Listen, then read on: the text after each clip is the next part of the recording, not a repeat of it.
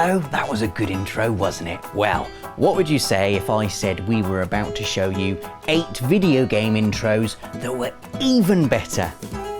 What was that? Just get on with it. Okay then.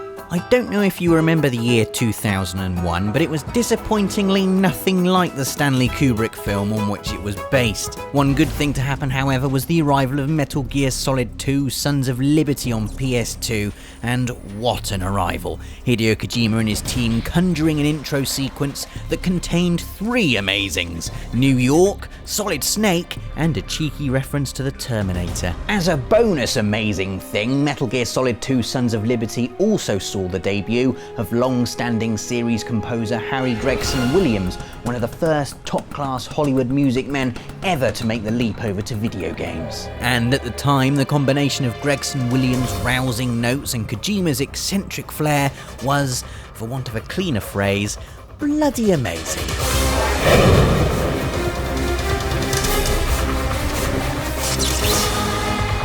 Snake then slams into the deck of the tanker like some sort of better than Arnie, a great way to kickstart 90 odd minutes of stalking through tight corridors and snapping men in the neck.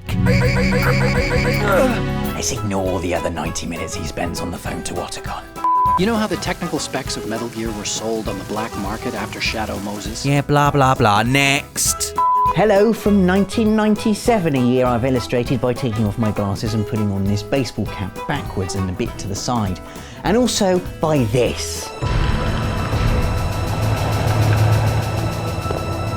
Oh man, like when Barack Obama was inaugurated and Shane Ward won the X Factor, everyone remembers where they were when they first played Final Fantasy VII. In my bedroom, I think, in front of my TV. I was in my bedroom in front of my TV. I was in my bedroom in front of the TV. And no wonder everyone remembers. What an intro.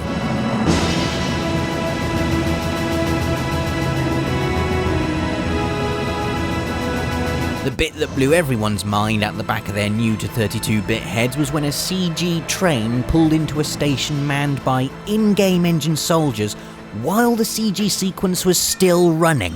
It's just hella fly, wicked, talk to the hand, Final Fantasy VII, because the face is just too amazed. And then Cloud twirls into action like a blonde, spiky badass, and the best game in the world ever begins. No, the combat system is quite complicated, isn't it? So maybe right up front we should have some kind of tutorial. What do you? I mean, right off the bat, we could maybe, like, the first thing you do could be like smashing a whole bunch of crates or something. Crates, yeah. What do you think? Just get him on a ship, and it's raining, and it's monsters piling in from all over the place, and they're like, and Kratos smashes them into nothing, and he's like, and all you're doing is pressing square, and the music is like, and it's just like a movie, and then a Hydra comes out of nowhere, and Kratos is all like, oh my god, I'm gonna kill it now, and he goes and he smashes it in the face, and he pulls it down with his chain in the eye, and he comes down, and its mouth goes right through that flipping thing, and it impales it, and he's killed it. Welcome to God of War. Yeah, it could work. Yeah, it could work. Hell yeah, it worked. God of War's intro was the intro that took all the other intros and kneed them right in the tutorials and then ripped their head off. Probably in first person, from the viewpoint of whoever it was who was having their head ripped off. As an intro, it's a rapid explosion of high-density energy and action that I can only liken to the Big Bang, with the one difference being that eventually the Big Bang cooled down a bit and stuff then emerged, like gas and light and existence as we know it.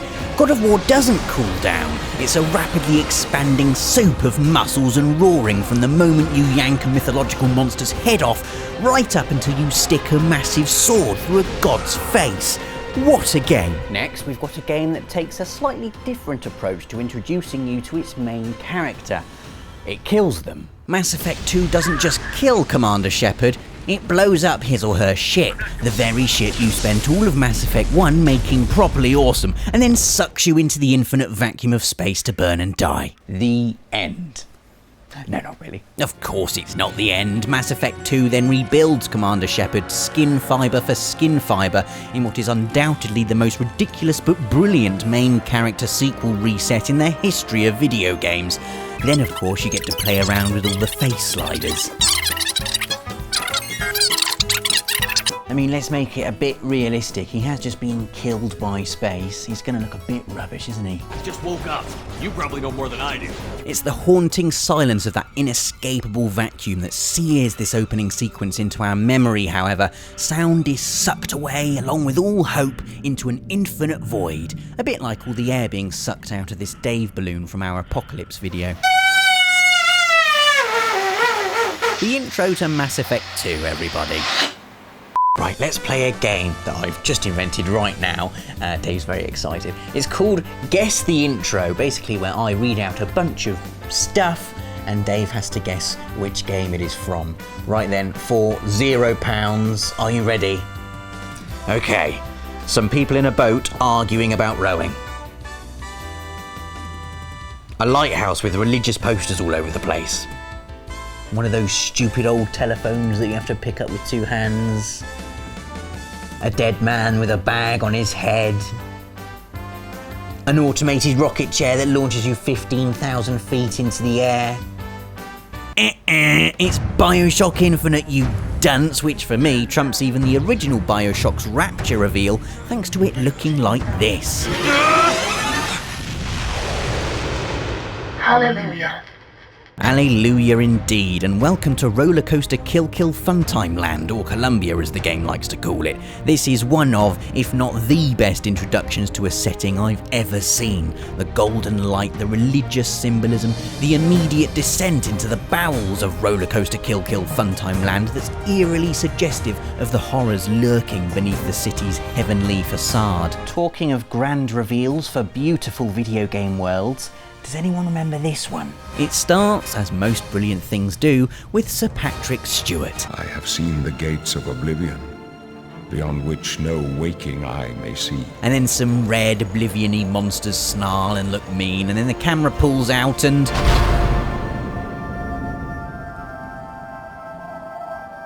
Welcome to Tamriel. You can go anywhere, do anything, kill anyone.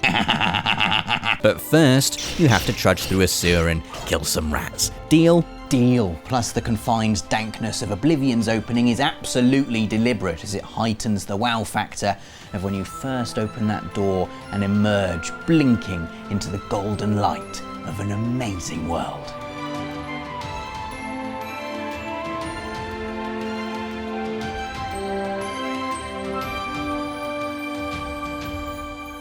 By the nine.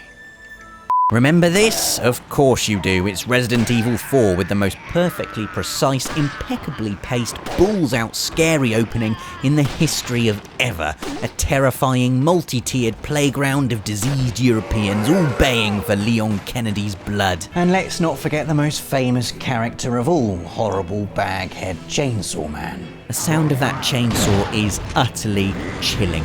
Plugging him full of shotgun rounds only to have him stagger back to his feet and charge, knowing you're running out of places to hide. I'm going to my happy place.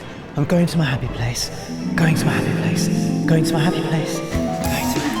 happy place. Right then, time for our last intro now, and in terms of being thrown in at the deep end, this one is right up there with Nathan's first day at medical school. The video game equivalent is obviously dangling off a train that's dangling off a cliff right at the start of Uncharted 2.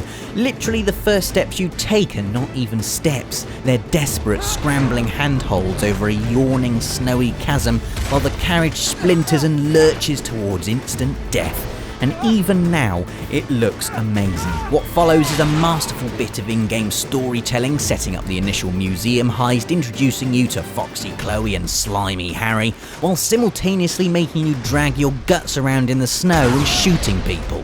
What an intro, what a game, and I very much hope you enjoyed this video. To see more like this, check out the links on screen right now, and don't forget to subscribe.